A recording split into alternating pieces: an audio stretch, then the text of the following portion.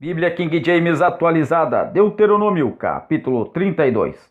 O último cântico de Moisés. Inclinai vossos ouvidos, ó céus, e eu falarei, ouça, ó terra, as palavras da minha boca.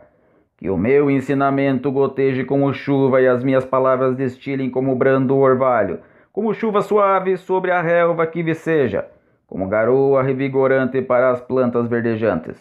Eu vou proclamar o nome de Yahweh, e quanto a vós, glorificai a grandeza do nosso Deus. Ele é a nossa rocha, suas obras são todas perfeitas e seus caminhos todos justos. Deus é fiel e jamais comete erros. Deus é bom, sábio e justo. Contudo, seus filhos se entregarão ao pecado, deixando de agir como filhos. Tornarão-se manchas, marcas de uma geração perversa e corrupta. É assim que retribuís ao Eterno, povo insensato e ignorante. Em verdade, ele é teu Pai, o teu Criador, que te remiu e te estabeleceu. Recorda os dias que se foram, traz à tua memória a história das sucessivas gerações. Indaga a teu pai, e ele te informará aos teus anciãos e líderes, e eles te esclarecerão. Quando o Altíssimo separou os povos e deu cada nação as suas terras em herança, quando separava os filhos dos homens uns dos outros, fixou os limites dos povos, segundo o número dos filhos de Deus. Mas o povo preferido do Senhor é Israel, Jacó e a descendência que lhe coube. Deus o encontrou perdido numa terra deserta e inóspita, numa região onde viviam animais ferozes. Chegou-se a Israel e dele cuidou, protegeu-o com o pupila dos seus olhos. Como a águia que desperta sua ninhada paira sobre seus filhotes, e em seguida estende as asas para apanhá-los, carregando-os sobre elas. O Eterno sozinho o levou, nenhuma divindade estrangeira ajudou. Ele o fez cavalgar sobre os lugares altos da terra e o alimentou com o fruto dos campos. Ele o nutriu com o mel tirado dentre as rochas e fez que as oliveiras produzissem bom azeite mesmo em terreno pedregoso. Com coalhada e leite do gado e do rebanho, e com cordeiros e bodes cevados, com os melhores carneiros de Baçã, e com as mais excelentes sementes de trigo, bebeste o sangue das uvas, o mosto do vinho.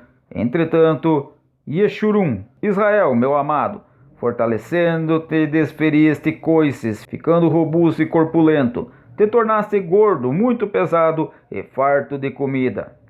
Desprezaste a Deus que o fez e rejeitaste a rocha que é o teu Salvador. Com seus deuses estranhos provocaram ciúmes em Deus, com seus ídolos abomináveis o deixaram irado. Sacrifícios ofereceram aos demônios, não a Deus. A seres que não têm o poder de Deus, a deuses desconhecidos, divindades que surgiram recentemente, às quais jamais vossos antepassados prestaram adoração. Abandonaste a rocha que te gerou e te esqueceste do Deus que te deu a vida e te fez nascer. O Senhor contemplou tudo isso e também os desprezou por causa da abominável provocação de seus filhos e suas filhas. E afirmou: esconderei deles o rosto e observarei o fim que terão, porquanto são geração perversa, filhos infiéis. A zelos me provocaram por meio de deuses inexistentes com ídolos e imagens me irritaram. Eu também farei que sofram ciúmes de quem não é meu povo, nem mesmo nação é. Com uma multidão de pessoas insensatas, eu os provocarei a ira. Porquanto um grande fogo foi aceso pela minha ira, labaredas que queimarão até as profundezas do Sheol, abismo dos mortos.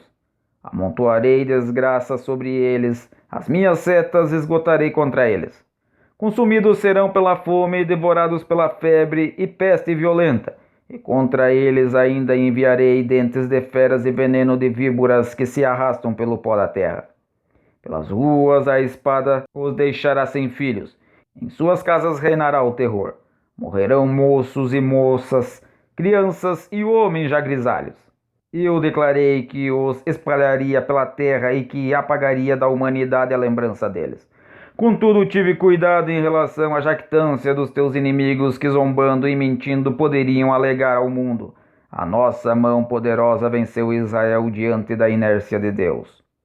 Porque o meu povo é gente sem juízo e sem entendimento. Quem dera fossem sábios e perspicazes, então discerniriam qual será seu fim. Como poderia um só homem perseguir 1000, ou 2 fazerem fugir 10.000? A não ser que a sua rocha os tivesse vencido, a menos que o Senhor os tivesse abandonado? Porquanto a rocha deles não é como a nossa rocha, e os próprios inimigos afirmam essa verdade, porque sua vinha é da lavoura de Sodoma e dos campos de Gomorra. Suas parreiras dão uvas contaminadas de veneno e seus cachos de amargura.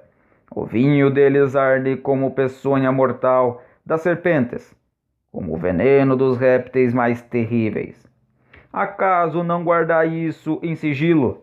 Não o selei em meio aos meus tesouros mais secretos? A mim pertence a vingança e todo tipo de pagamento. No tempo certo, os pés dessa gente começarão a escorregar. O dia da sua desgraça aproxima, celere, e seu próprio destino se apressa sobre eles. Yahweh julgará seu povo e terá compaixão dos seus servos quando observar que o poder deles se esborou e os homens livres e escravos desfizeram-se em pó. Então bradará o Senhor agora: onde estão seus deuses, a rocha em que depositaram sua confiança e buscaram refúgio? Os deuses que se alimentavam da gordura dos sacrifícios e bebiam o vinho das suas libações, que se ponham de pé neste momento e vos proporcionem algum socorro, que eles vos consigam um abrigo, alguma proteção. Vede agora que eu sou o único, eu somente, e mais nenhum Deus além de mim. Faço morrer e faço viver, faço adoecer e faço sarar, e ninguém há que seja capaz de livrar-se da minha mão. Levanto minha mão para os céus e proclamo: juro pelo meu próprio nome que, quando eu afiar a minha espada refulgente e a minha mão empunhá-la para exercer juízo, eu me vingarei de todos os meus inimigos e retribuirei aqueles que me odeiam. Embeberei as minhas setas de sangue, ao mesmo tempo em que minha espada ceifar e devorar carne humana, o sangue dos mortos e dos prisioneiros, as cabeças dos líderes adversários. Exultai, cantai de alegria, ó nações, com o povo dele, e todos os anjos o adorem, porquanto o Senhor vingará o sangue dos seus servos.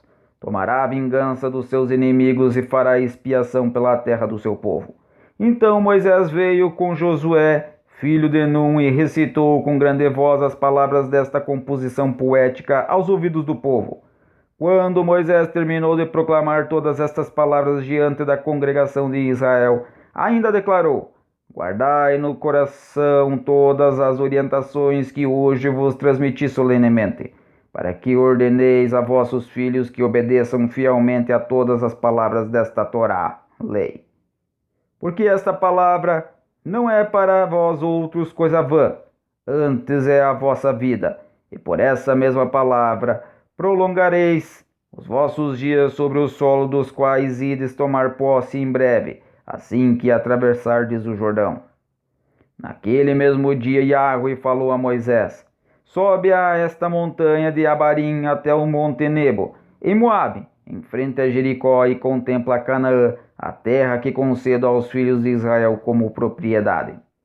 Ali, na montanha que tiveres subido, morrerás e vai reunir-te aos teus antepassados, assim como teu irmão Arão, que faleceu no monte Hor, e foi reunido a seu povo. Assim há de ser, pois fostes os dois infiéis a mim no meio da congregação israelita junto às águas de Meribá, em Cádiz, no deserto de Zim. E porque não sustentastes a minha santidade entre os filhos de Israel. Por esse motivo, contemplarás a terra prometida à tua frente, mas não poderás entrar nela, na terra que estou dando aos filhos de Israel.